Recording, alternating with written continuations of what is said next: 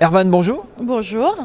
Tu viens de Toulouse. C'est ça, je viens de Toulouse. Je suis élue au numérique de la ville de Toulouse et de Toulouse Métropole.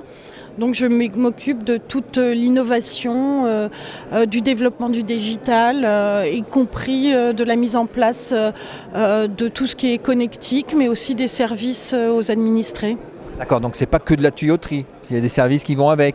Très loin de là, la tuyauterie c'est important, c'est le prérequis, mais ce qui est fondamental quand même, c'est d'une part ce qu'on va offrir comme service aux citoyens, et d'autre part de permettre aussi à un certain nombre de citoyens d'accéder à ces services, donc la lutte contre l'exclusion numérique pour faire très court.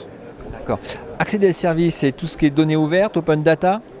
L'open data, c'est un programme sur lequel nous sommes lancés maintenant de façon très volontariste depuis quelques années. Et nous avons cofondé l'association Open Data France, donc Pierre Cohen, maire de Toulouse, à la présidence actuellement. L'open data, pour l'instant, c'est effectivement du développement économique, mais c'est aussi à terme potentiellement de la co-construction citoyenne. Pour donner une idée, le numérique à Toulouse, c'est combien d'emplois grosso modo? Je suis incapable de le dire, mais c'est déjà... Les grosses entreprises autour du numérique. Bon, tu vas me dire Airbus, mais il fait du numérique, mais pas que. Oui, en fait, 25% de l'activité économique autour de Toulouse est autour des technologies de pointe. Donc évidemment, le numérique, c'est très important. On a beaucoup de petites entreprises. C'est très porté effectivement par le secteur de l'aéronautique parce que ça essaime aussi dans d'autres secteurs. Mais nous avons aussi beaucoup de start-up dans des domaines extrêmement innovants. Et aussi dans le domaine du logiciel libre, dans le domaine du serious game, dans le domaine aussi des biotechnologies et de l'e-santé. D'accord. Est-ce que vous avez des programmes aussi spécifiques pour l'éducation? Donc la compétence, vous, c'est pour les écoles primaires? Oui, pour les écoles primaires. Alors nous, on considère quand même que le contenu pédagogique est une compétence régalienne et que nous n'avons pas à interférer. En revanche, au niveau des activités extrascolaires, nous offrons évidemment des dispositifs de médiation autour du numérique pour les plus jeunes. Parallèlement, ce que nous faisons et ce pourquoi nous sommes lauréats dans ce salon interconnecté, c'est un travail extrêmement abouti au niveau de la relation usagée et citoyenne, notamment en utilisant les réseaux sociaux. Nous avons un dispositif extrêmement important de présence et de médiation sur les réseaux sociaux depuis 2008, donc on était vraiment pionniers en la matière, avec aussi du community management, de l'analyse de données, de la réactivité 7 jours sur 7 dans ce domaine. Et donc on est très fiers aussi que les réseaux sociaux et le numérique soient un biais de modernisation de l'action publique et de relations citoyennes un petit peu rénovées.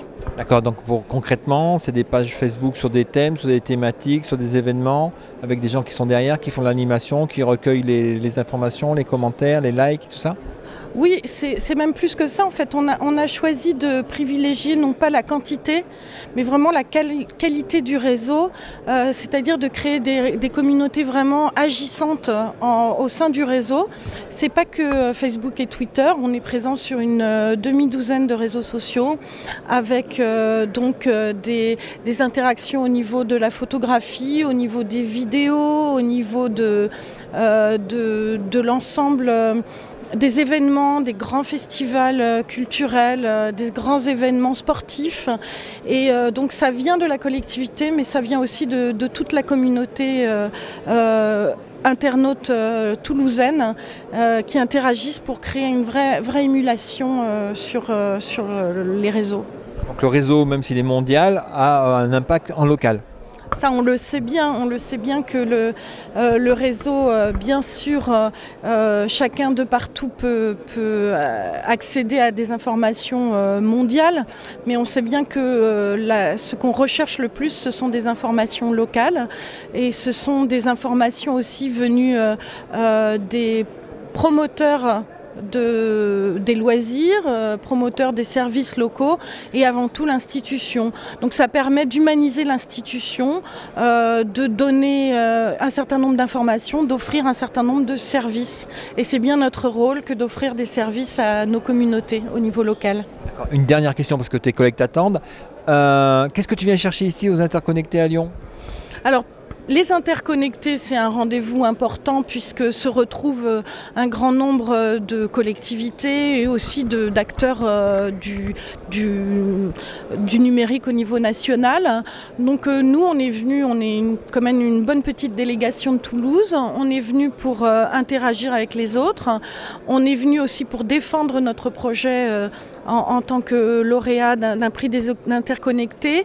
On est venu aussi pour retrouver d'autres membres de l'association Open Data France que nous venons de créer avec les collectivités pionnières en termes d'open data, parce que nous souhaitons que ce modèle d'open data puisse essaimer dans un maximum de collectivités à l'avenir.